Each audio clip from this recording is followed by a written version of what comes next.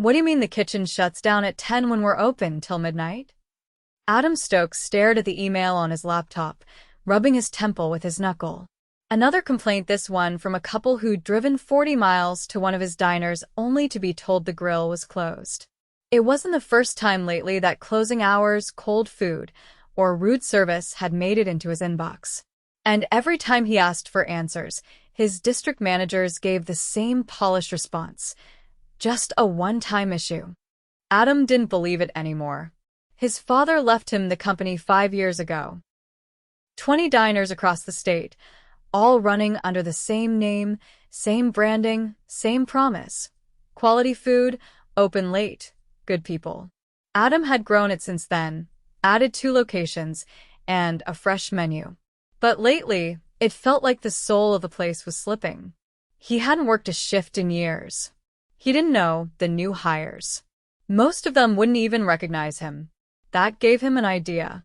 He called in a favor from a friend who did casting for reality shows. They gave him a full makeover, graying sideburns, fake eyeglasses, a belly pad under a loose polo, and a name tag that read Don.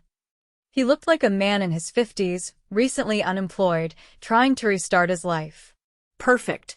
He picked one of the struggling spots, Store 14, a 24-hour diner on the edge of the city. District reports said everything was stable, but the online reviews said otherwise. Night shift complaints were stacking up, long waits, cold food, and in one case, a couple leaving after not being acknowledged for 15 minutes.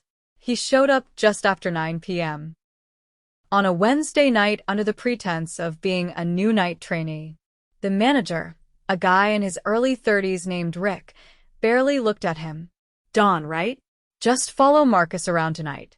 We're short-staffed, so don't get in the way, Rick muttered before disappearing into the back office with a Red Bull in hand. There were only 2 servers on the floor, Marcus, a tall guy with tired eyes and a calm voice, and a woman named Kayla who seemed more interested in flirting with the cook than checking tables. Marcus gave Adam a nod. Stick close. We got 4 tables now, but it'll pick up around 10, he said, already balancing 2 trays and calling out an order into the kitchen with his shoulder pressed to the door. Adam followed him for the next hour. What he saw left him stunned. Marcus was doing everything. Taking orders, running food, bussing tables, refilling drinks, checking in with the kitchen. Kayla, the other server, was either on her phone or chatting in the alley behind the restaurant. The manager was nowhere to be seen. And the cook, an older guy named Terry, moved slow and grumbled about every ticket. At 10:30 p.m., a party of 6 walked in. Kayla glanced at them, then disappeared into the back. Marcus wiped his hands on his apron and went to greet them. Welcome in.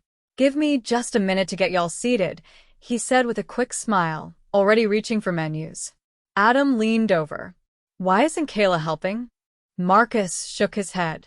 Ask Rick. I'm just trying to make it through the shift without losing my mind. By midnight, Marcus had served over 20 tables by himself. Adam tried to help refilling water, clearing dishes, but Marcus never stopped moving. At one point, Adam caught him in the back hallway, hands on his knees, just breathing. You all right? Adam asked. Marcus nodded, but his voice cracked. My kid's asleep by now. I got another shift tomorrow afternoon. I just wish someone gave a damn, you know? Adam didn't say anything. He just stood there, watching this man hold up an entire restaurant with nothing but grit and a worn-out smile. At 1 a.m., Rick finally popped out of the office. Good job tonight, Don. You'll get the hang of it eventually. Adam stared at him. Are you ever out on the floor? Rick scoffed. I manage. I don't bust tables. Marcus was still wiping down booths. Adam clenched his jaw. He'd seen enough. He left the diner that night with a pit in his stomach. There was no doubt anymore this place was failing from the inside out, and the people keeping it afloat were invisible. But not for long. Adam returned to the diner the following night just after 8, still wearing the same khakis and polo from the night before. He walked in through the rear employee entrance with the same quiet shuffle he'd practiced, head down, the name tag clipped to his chest. The kitchen door creaked open as he stepped inside. Rick was leaning against the prep station, spooning macaroni from a container and eating it straight out of the pan. "You're early," Rick muttered without looking up. Adam nodded once. Wasn't sure how long the bus took this time of night. Rick waved a hand vaguely toward the front. "Marcus is already here. Just go shadow him again." The air smelled like burned oil and bleach. Adam moved through the cramped kitchen, where a younger cook someone knew from last night was hunched over the grill, flipping patties with one AirPod in. There was no Terry tonight. No one had said anything about it. Out front, Marcus stood at the host stand, rolling silverware into napkins. His sleeves were pushed up, revealing a faded wrist tattoo barely visible under the dim ceiling lights. "I didn't think you'd come back," Marcus said without looking up. "I figured I'd learn something," Adam replied. Marcus dropped the rolled silverware into a plastic tub and glanced toward the door. "We got a bus coming in at 9. Hockey team. Should be fun." Adam blinked. "How many?" 17. Adam swallowed hard. "And it's just us?" Kayla called out. Again, Rick said he'd see what he could do. "So yeah. Just us." Adam followed him onto the floor, where the booths were still half full from the dinner rush. The soda machine behind the counter sputtered when Marcus tried to refill a Sprite. The carbonation was off, and the syrup tasted flat. Adam caught the reaction on a customer's face before Marcus apologized and grabbed a canned soda from the fridge instead. By 8:30, the crowd started to change. A few regulars trickled in truckers, night shift nurses, 2 college students with laptops and headphones. They all greeted Marcus by name. Not one of them looked at Rick, who was now sitting in a booth near the back, tapping away at his phone and sipping from a styrofoam cup. At 5 minutes to 9, the front door swung open. A dozen teenage boys in matching team jackets spilled in, followed by a few exhausted-looking adults. They were loud, laughing, and already dragging tables together near the center of the floor. Marcus took a deep breath. "Can you grab pitchers of water and set them up with cups?" "I'll get their orders in batches," he said quickly. Adam nodded. He moved behind the counter, fumbling for clean pitchers. The ice machine sputtered and clicked, then stopped entirely. No ice. He filled them anyway. As he walked between tables, one of the boys nudged another and whispered loud enough for Adam to hear, "Damn, old man's moving slow. Probably gonna forget half our drinks." Adam ignored it. He set the waters down and moved back to help Marcus, who was now juggling 3 separate order pads and trying to keep track of substitutions. Rick hadn't moved. By 9:30, Marcus had 6 new tables on top of the hockey team. Adam watched as he darted from one to another, barely pausing to breathe. He didn't complain. He didn't raise his voice. But the strain showed in the way he held his back, slightly hunched now, and the way his hand trembled when he poured coffee. Adam stepped in where he could, running plates, clearing tables, refilling drinks. But he wasn't trained. He didn't know the menu well enough to help with orders. He kept messing up the register. Still, he moved quickly, alert, watching everything. At one point, a woman at table 6 raised her hand. "Excuse me? I asked for no onions. These have onions." Marcus turned, already at another table. "I'm sorry, I can fix that right away." Rick, still in the back booth, looked up, then went right back to his phone. Marcus took the plate, disappeared into the kitchen, and returned 3 minutes later with a fresh one. "No onions this time. I double-checked." The woman smiled, grateful. "Thanks for handling that so quickly."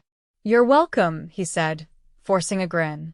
Adam caught him in the dish area 20 minutes later, rinsing plates and stacking them faster than the machine could handle. "Do you ever sit down?" Adam asked. Marcus shook his head.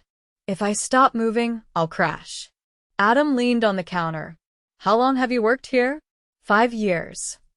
"Only on nights?" Mostly. I've bounced around, but I've got a kid. Nights help with scheduling. Do you want to stay here long term? Marcus hesitated. I like the regulars. I like feeling useful.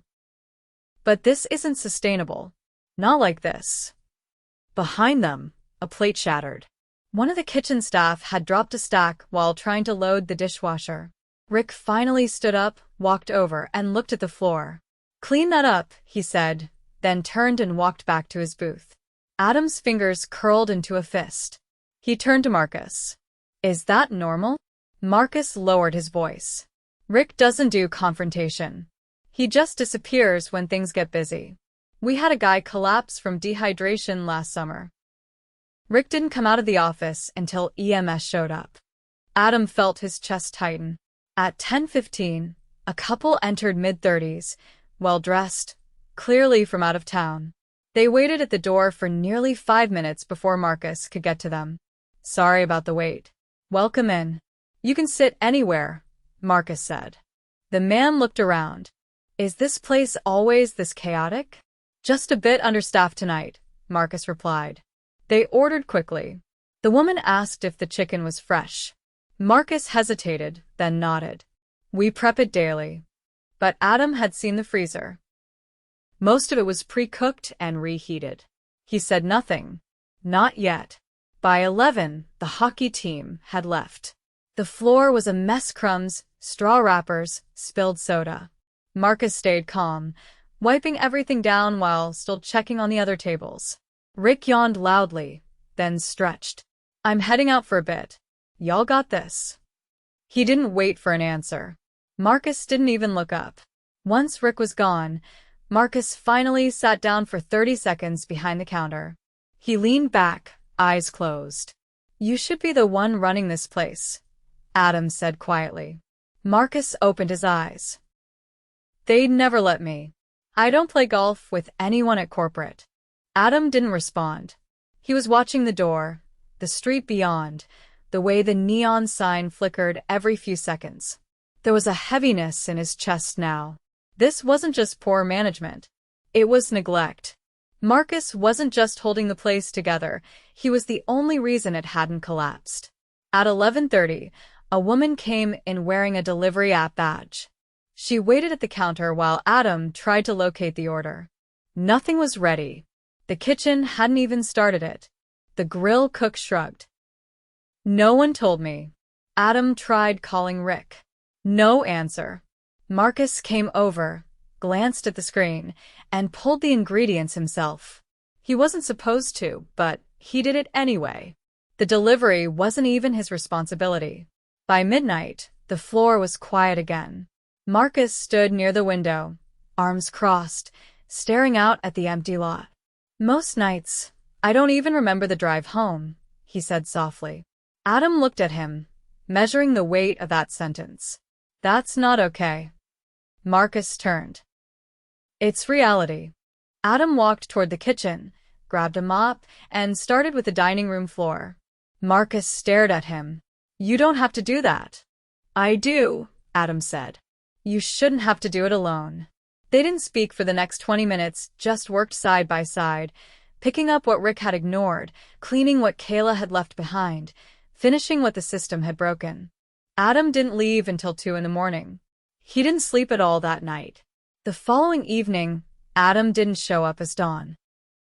He arrived just before closing, dressed in a tailored navy jacket and crisp button-down shirt. No disguise, no name tag. He walked in through the front door instead of the side. The same flickering neon sign buzzed overhead, but inside, the energy shifted the moment he stepped in. Rick was behind the counter, slouched with a plastic fork in a takeout container. He looked up, confused, then stood slowly. You need a table or something? He asked. Adam didn't answer immediately. Instead, he looked around the dining room. The floor hadn't been mopped. 2 booths were still cluttered with napkins and dishes. A customer at the far corner raised an empty glass, but was ignored. Adam turned to Rick. I'm Adam Stokes, he said. I own this company. The fork clattered onto the counter. Rick blinked. Wait, what? Adam nodded once. You've had 2 weeks of night shifts where the only thing holding this place together was a single server doing the job of 4. I've seen it. I lived it. Rick opened his mouth, but Adam raised a hand. Don't bother. I saw you spend more time on your phone than on the floor. I watched customers wait while you sat in the back. I watched a man run this diner practically by himself while you did nothing. Marcus had just come out of the dish area, drying his hands. He froze when he saw Adam standing there. His jaw tightened, and for a moment, he looked ready to walk right back into the kitchen. Adam caught his eye. You deserve to hear this. Rick started to speak again, but Adam's voice cut through the silence. You will no longer be managing this location. Effective immediately. Rick's mouth hung open. You can collect your things. Security will escort you out. You're done. Rick's protest died in his throat. His face flushed, but he didn't argue. He turned and walked toward the back, disappearing into the office. Marcus remained still. His posture didn't change. His expression didn't either. Adam stepped closer. I owe you an explanation, he said. You've carried this place. I didn't know how bad things had gotten until I saw it myself. Marcus didn't respond. He just looked past Adam, toward the booths still waiting to be cleared. You should have known, he finally said. Adam exhaled through his nose. You're right. A pause. I'd like you to take over as acting manager, Adam added. The permanent position will be yours if you want it, after training and support. And a raise, one that reflects what you're actually worth. Marcus's brow furrowed. You're serious? I'm not here to make a show of it. I'm here because I failed at staying connected to what matters. I let middle layers of management tell me what I wanted to hear. That ends tonight. Marcus glanced toward the kitchen. We're still short 2 servers. Cook's new. I've got 30 more minutes of side work. I've already called in a team to support through the weekend, Adam said. Extra hands from other locations. You'll have what you need, starting tonight. I'm not expecting miracles. Just honesty and a fresh start. Marcus looked at him for a long moment before speaking. I don't need anyone to bend over backwards for me, he said. I just want a place that runs with integrity. No favoritism. No disappearing manages. Then we're aligned, Adam replied. Because that's exactly what I want too. By the time Rick left the building, escorted by a uniformed staffer from the corporate office, the atmosphere had shifted. No one clapped. No one cheered. But tension uncoiled from the walls like steam from a kettle. Kayla, who just returned from an unscheduled break, stood frozen behind the soda station. You fired Rick? She asked, blinking. Adam didn't look at her. Yes. She crossed her arms. He was strict, but you've been reported for abandoning shifts and refusing table assignments, Adam said. I reviewed the security footage. You've clocked in, disappeared for hours, and left your coworkers to run full floors alone. Kayla's mouth opened, then closed. You're also being let go. Effective now. She scoffed, but it was hollow. She grabbed her purse from under the counter and walked out without another word. Adam turned back to Marcus, who now stood behind the counter with his arms at his sides. I don't know what to say, Marcus said. You said it last night, Adam replied. You said you were just trying to make it through the shift without losing your mind. That told me everything I needed to know. A silver-haired woman with a clipboard entered through the side door, followed by 2 others in black polos bearing the company logo. Adam waved them in. This is Lonnie, he said. She's from Ops. She's going to help you with staffing, scheduling, and prep. Full support for the next 6 weeks. Marcus nodded slowly. Can we fix the cooler? It's leaking near the dry stock. We'll have someone in by morning, Lonnie said. Already scheduled. And the soda machine? It's been flat for days. On the list, she said. You'll have a timeline for repairs by end of day tomorrow. Adam stepped out of the way as the team moved in. They didn't disrupt the remaining tables. They worked quietly, checking systems, testing equipment, taking notes. Adam watched Marcus move around them, still working, still focused, but no longer alone. At midnight, Adam helped close up. He didn't hover. He didn't micromanage. He just folded napkins, wiped counter space, and emptied the trash alongside Marcus and the new support staff. There was no speech, no ceremony. As they stood out by the dumpster near closing, Marcus lit a cigarette with a quiet hand. "I didn't think anyone at the top still cared," he said. Adam leaned against the brick wall. "Sometimes we forget the people who make it all work. It's easy to look at spreadsheets and miss the fact that someone like you is out here every night holding the place together." Marcus shook his head. "I'm not trying to be a hero. I just want to do the job right." "You've already done more than that." A breeze moved through the alley, carrying the scent of asphalt and old fryer oil. Adam looked toward the empty parking lot, then back at Marcus. "This isn't just about store 14, he said. "This is about the whole chain.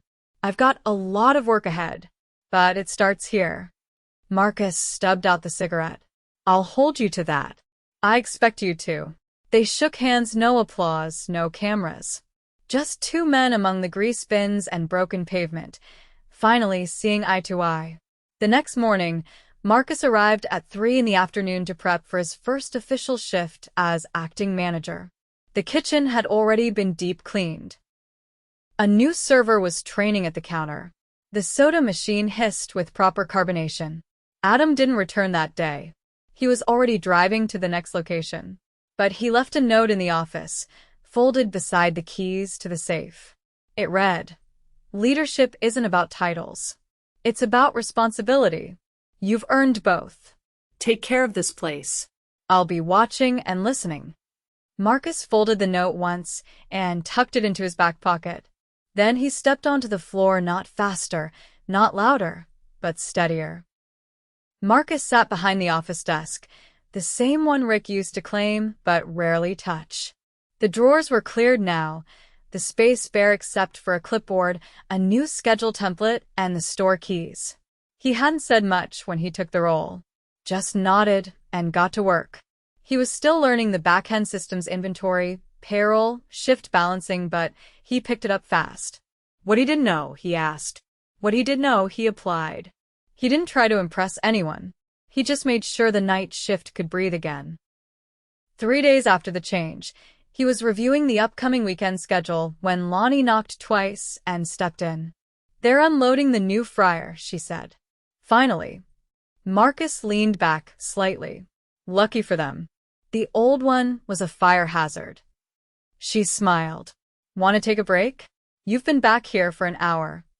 He stood and stretched once. "Let me check on the new server first. I want to see how she's managing the late crowd." The floor was steady. Not quiet, but not overwhelmed either. A group of 3 sat near the window, chatting over pie. 2 nurses waited at the counter for to-go cups.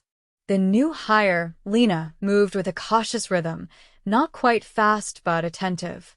She confirmed orders, refilled water before being asked, and checked back just once, not too much, not too little. Marcus stepped beside her as she keyed in a ticket. "You remembering everything okay?" She nodded quickly. "I think so. Table 5 wants their burger well done." I double-checked. "Good. Don't rush. Just be clear and stay calm. You're not here to race." She looked over her shoulder. "Big difference from my last job.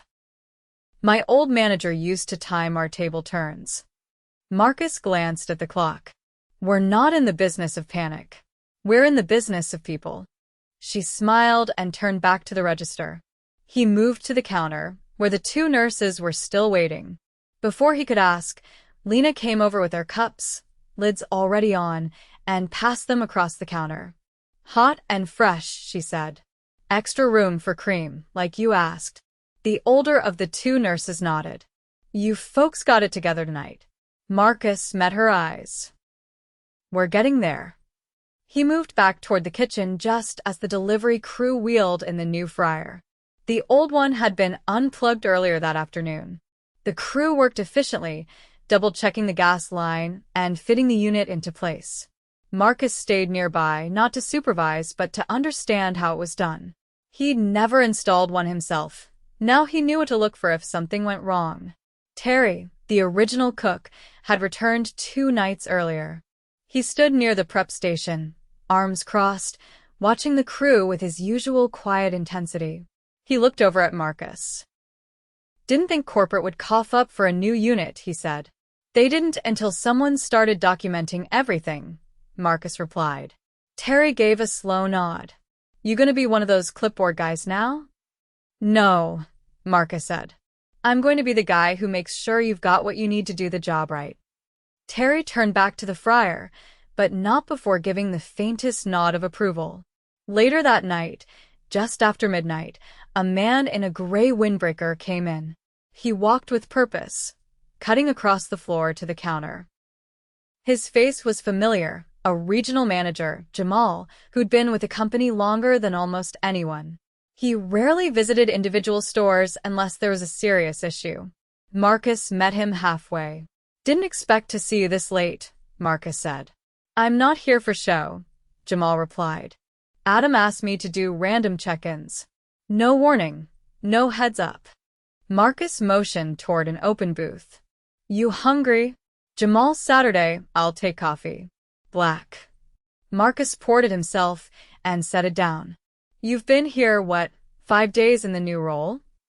Jamal asked. 4.5, Marcus said, sitting opposite him. "You've already replaced the schedule format, submitted 3 maintenance requests, and implemented a new closing checklist." Marcus folded his hands. "We needed structure. Not more rules. Structure." Jamal nodded slowly. "And how's the team responding?" "No one's thrilled about more work. But they're responding to honesty. I don't overpromise." Jamal leaned back. "We lost a lot of good people the last 2 years. People like you kept this place from collapsing." "I almost left," Marcus said. 2 months ago. I was close." "What stopped you?" He thought for a moment. "There was a regular. Her son just got out of surgery. She came in for soup and coffee, said she didn't trust any other kitchen. I figured if it still mattered to someone, then it still mattered." Jamal nodded once. "You keep going like this, you won't stay manager long." Marcus raised a brow. "That a threat or a compliment?" "Promotion's not a threat," Jamal said. "It's a challenge." Marcus didn't answer. He just sipped from his own cup. The next week moved fast. 2 new hires came on board, one for dish, one for weekend service. Marcus trained them himself. He didn't delegate it. He walked them through the systems, showed them where the gloves were kept, emphasized safety before speed. One night, the dishwasher, a 16-year-old named Eli, came to him after a rush. "Hey, I think I broke the sprayer," he said, holding the handle up awkwardly. "Did it lock up or snap?" "Locked. Then I forced it." "Don't force it next time," Marcus said. "But thanks for telling me. That matters more." He fixed it with a wrench and 30 seconds of quiet patience. Eli stood nearby, watching. "Most bosses I've had would have just yelled," Eli said. "Most bosses forget what it's like to be new," Marcus replied. By the 3rd Friday, the difference was visible. The floor wasn't spotless, but it was clean. The fryers worked. Ticket times were down. Marcus didn't hover, but he was always present, checking on a new server, helping count the till, wiping down the counter before someone needed to ask. Customers noticed. An older man in a delivery jacket tapped the counter one night and said, "You folks got your groove back." Marcus just nodded. Still tuning it. A few days later, Adam returned. No disguise. No pretense. Just Adam. He stepped in during a lull, walked the floor quietly, and stopped when he saw Marcus near the wait station, reloading receipt paper. "Place looks different," Adam said. Marcus stood. "Feels different." They walked the floor together without fanfare. Adam listened as Marcus pointed out the new closing log, the rotating side tasks, the adjusted prep list to cut waste. He kept his comments short, focused. Adam didn't interrupt. When they reached the back, Adam leaned against the cooler. "Corporate's reworking our training model," he said, using this store as the template. Marcus crossed his arms. "Lot of pressure. You've already handled worse." They stood in silence for a moment. Adam reached into his jacket and handed Marcus a plain envelope. "Bonus," he said. "Discretionary. For stepping up when everyone else stepped back." Marcus didn't open it, just held it in one hand. "You didn't have to." Adam şuruk. "Neither did you." As Adam turned to leave, he paused by the door. "You still want to be here a year from now?" Marcus didn't hesitate. "Depends who else is still here." Adam nodded once and left. Later that night, Marcus sat alone at the counter after close. The lights were low. The air smelled faintly of bleach and coffee. He opened the envelope only after the dishes were done.